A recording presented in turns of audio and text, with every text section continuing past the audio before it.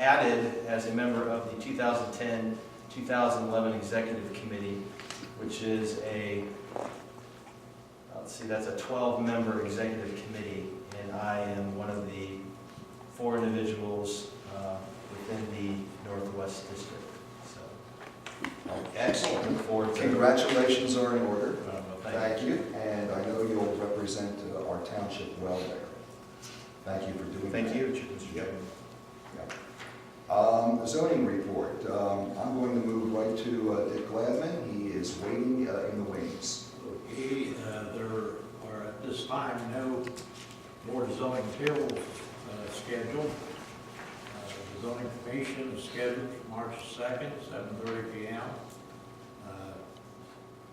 On modifying section 26.04 of our zoning resolution on Tuesday, March 16th, 7:30. Orange Road Partners LLC will be before the zoning commission to rezone what is now multi-family condos on the Lyncher property down here. They want to change that to apartments.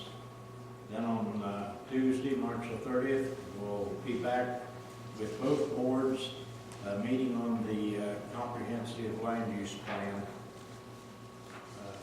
here in this room. And the Board of Trustees on Monday, March the 15th, will hear application 09-0466 Harbor Point Realty Real Estate Management on the drive-through area out on Route 23. Okay. Any questions for Mr. Gladman? Okay. Mr. Cassidy, do you have anything? No, nothing to add. Mr. Gladman covered it well. Thank you, Mr. Gladman. Okay. Very good.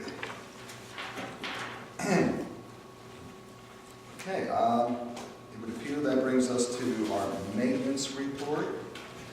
Ms. Yu, and I guess I should start out with the very first thing on our maintenance report here, which is we want to recognize the contributions of Don Dill to Orange Township. The board would like to take this moment to recognize Mr. Dill and his contributions. His funeral, I believe, was February 22nd. A couple words here to kind of frame it. Don came to the rescue of our township when problems were mounting during the conversion of what used to be the Holderman home into what is now Orange Township Hall, in which we all sit. Don looked out for the interests of our township during that conversion process, providing us with the keen eye, wisdom, and experience we needed at that very moment. Many problems were prevented or corrected due to Don's involvement in that project.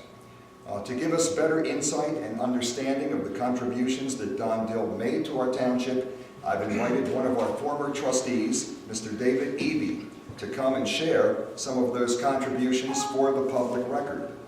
I also would like to mention that it was Mr. Eby who brought this matter to my attention.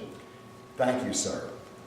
I'd also like to recognize a special visitor, Mrs. Dolores Dill, Don's wife, who's here with us this evening.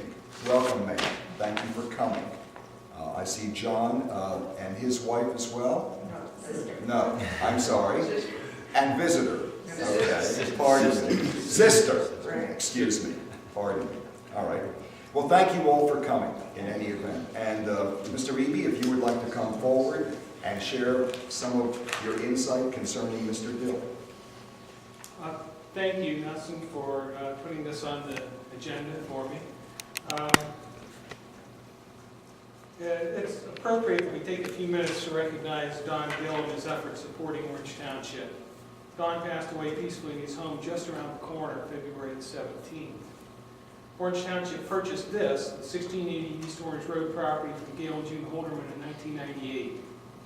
Trustee Mary Moffett negotiated a tremendous deal for us at $785,000 for the building on 17.9 acres. Our township needed about 10,000 square feet to provide government offices and meeting space. What we bought was a very unusual 9,000 plus square foot single family residence. 2 architects responded to our advertisement. 1 withdrew during the elimination process. We contracted with the remaining architect and then went about designing how to adapt the property to meet our predetermined requirements. The house was built as a private residence in the early 1970s with remaining shag carpet and wall treatments reminiscent of the era. The original owners had 2 large rooms devoted to the display of game trophies from their safaris, and these became the Moffett Room and the Thompson Room. Much of the property required significant changes to make it usable space and to meet modern commercial building codes. The Board of Trustees appointed me as project manager. Many issues were addressed during the construction meetings and some special board meetings. Still, bigger projects